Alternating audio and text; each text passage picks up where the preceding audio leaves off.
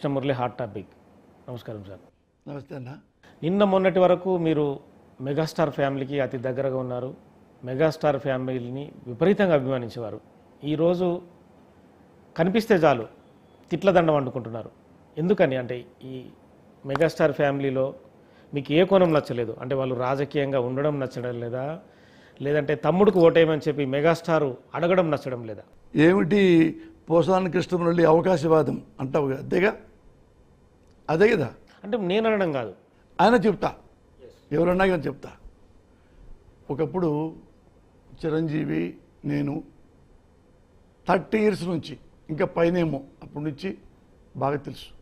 నేనంటే చాలా ఇష్టం, బాగా చదువుకున్నాడు, ఇష్టం. ఆయనే నగరికి వచ్చి చెప్పాడు, మురళి నువ్వు డాక్టరేట్ చేస్తున్నావంట. అప్పుడు ఆయన సూపర్ స్టార్. అట్లా పరిచయం అయిన తర్వాత ఒకానొక సందర్భంలో అవినీతి ఎక్కువ పెరిగిపోయింది సమాజంలో, దేశంలో, రాష్ట్రంలో. అందుకని అవినీతి పోగొట్టడానికి నేను పార్టీ పెట్టా. సంతోషపడ్డాం. ఎవరైనా రామారావు వచ్చాడు, వెల్కమ్ చెప్పాం. పవన్ కళ్యాణ్ వచ్చాడు, వెల్కమ్ చెప్పాం. జగన్ వచ్చారు, వెల్కమ్ చెప్పాం. రేవంత్ రెడ్డి గారు ముఖ్యమంత్రి అయ్యారు, వెల్కమ్ చెప్పాం. మంచి పని చేస్తానంటే ఈయనకి వెల్కమ్ చెప్పాం. చెప్తే ఆయనే నన్ను పిలిచి, నేను అడగలా, ఆయనే ఎమ్మెల్యే టికెట్ ఇచ్చాడు. నాకెందుకు ఇచ్చారు ఎమ్మెల్యే టికెట్ అని నేనే క్వశ్చన్ వేసుకున్నా. నాకు నా ఆన్సర్ కూడా లేదు.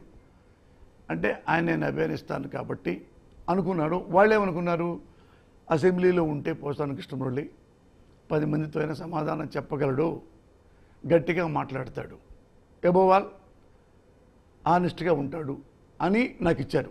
అది వాళ్ళు చెప్పింది. సంతోషం. చెప్పిన తర్వాత నేనేం చెప్పానంటే, అన్నా నాకు ఎమ్మెల్యే టికెట్ ఇచ్చారు, నాకు డబ్బులు ఇవ్వక్కర్లా. ఏది ఎలక్షన్ కోసం జీప్ ఖర్చులకో, అన్నం ఖర్చులకో, వాల్ పోస్టర్లకో, కార్యకర్తలకో కూడా డబ్బులు ఇవ్వక్కర్లా. ఏమొద్దు, టికెట్ ఇచ్చారు కదా, మీ పేరు చెప్పుకుంటాను, నా పేరు చెప్పుకుంటాను, నేను ఎలక్షన్ చేస్తా అని వెళ్ళిపోయా. ఎలాగని వెళ్ళు, నువ్వు గెలుస్తావు అన్నాడు. సరే వెళ్ళాము. చిలకలూరిపేట మీకు తెలుసు, నా పక్క షాడో పోలీసులు ఉంటారు, అందరూ తెలుసు. నేను చిలకలూరిపేట సెంటర్లో ప్రెస్ మీట్లో ఏం చెప్పానంటే, బాబు నేను ₹1 కూడా పెట్టి టికెట్లు ఓటర్లు నేను కొనను, ఓటర్లకి డబ్బులు ఇవ్వను అని పబ్లిక్లో చెప్పా, ప్రెస్లో డైరెక్ట్గా. రెండోది, ముందు పోపించను, ఒక్క పెగ్గు కూడా ఎవరికి ముందు పోపించను. నేను చిరంజీవి గారు ప్రజారాజ్యం పార్టీ పెట్టి నాకు టికెట్ ఇచ్చారు, దానికోసం ఇక్కడికి వచ్చా. నన్ను చెడగొట్టమాకండి. నన్ను చెడగొట్టారనుకో, చిలకలూరిపేట మొత్తం నేను చెడగొడతా, అంతే, తినేస్తా మొత్తం.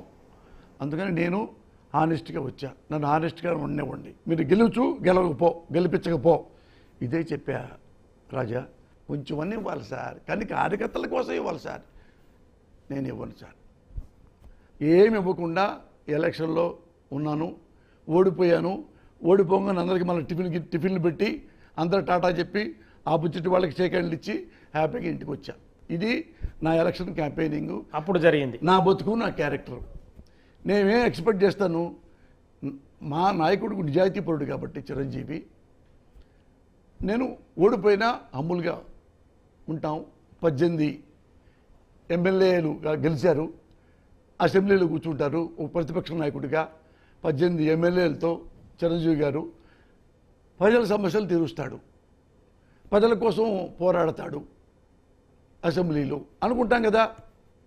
అటు వెళ్ళి ఇటు వచ్చేలోపు ఈ 18 మంది ఎమ్మెల్యేలు అమ్మేస్తారంట, చిరంజీవి గారు వేరే పార్టీకి వెళ్తారంట అంటే చిరంజీవి గారు ప్రెస్ మీట్ పెట్టాడు. ఏమండి, నేను చిరంజీవిని, మా ఎమ్మెల్యేలు కోడి పిల్లలు కాదు అమ్ముడు పోవటానికి, పులి పిల్లలు అమ్ముడు పోరు. మళ్ళీ చప్పట్లు కొట్టేస్తాం.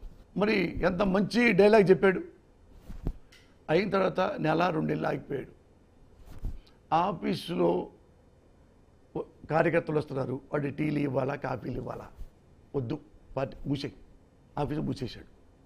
మళ్ళీ చూస్తే ఏంటంటే ఆఫీసు మొత్తాన్ని కాకుండా పార్టీ మొత్తాన్ని కాంగ్రెస్కి అమ్మేసుకున్నాడు. కాంగ్రెస్ కలిపేసుకున్నాడంటే ఏంటి అర్థం? అమ్మేసుకున్నాడు. అదే కదా, ఈయన పార్టీ పెట్టాడు కదా, ప్రజారాజ్యం పార్టీ. ఈయన వ్యవస్థాపక అధ్యక్షుడు కదా. కాపు కులస్తులు ఎంతో సంతోషపడ్డారు కదా. ఎందుకు సంతోషపడతారు? మన కులంలో ఎవరు కాపు అనే వ్యక్తి ముఖ్యమంత్రి అవ్వలేదు, చిరంజీవి అవుతాడు అని కదా వాళ్ళు ఎంతో లక్షలు బాగొట్టుకున్నారు, కోట్లు బాగొట్టుకున్నారు, ఉద్యోగాలు బాగొట్టుకున్నారు, పొలాలు ఇళ్ళు కూడా పోగొట్టుకున్న కాపు సోదరులు ఉన్నారు అన్న. You should not forget that. మీరు ఎప్పుడు చెప్పలేదు మరి చిరంజీవికి? అరే చిరంజీవికి ఈ బొచ్చాగాడు చెప్తే అరే ఆయన రియలైజ్ అయిపోయి, అవునా మన పార్టీ మూసేయకూడదు కదా మురళి, ఏమన్నా భలే జోకేశావు నువ్వు ఎంతమందిని ఎంక్వైరీ చూసి ఉంటావు పిలిచి అభిమానించి టికెట్ ఇచ్చిండు కదా. అభిమానిస్తే నువ్వు కావాలంటే నువ్వు రా, నాతో పాటు నువ్వు అమ్ముడుపో, అంతే. నువ్వెవడివి? నేను అమ్ముకుంటానంటే నా చెప్పుతో కొడతాడు. అంటే అప్పుడు ఒక పొలిటికల్ ఆఫ్ ద రికార్డ్ మాట చెప్తాను. అప్పుడు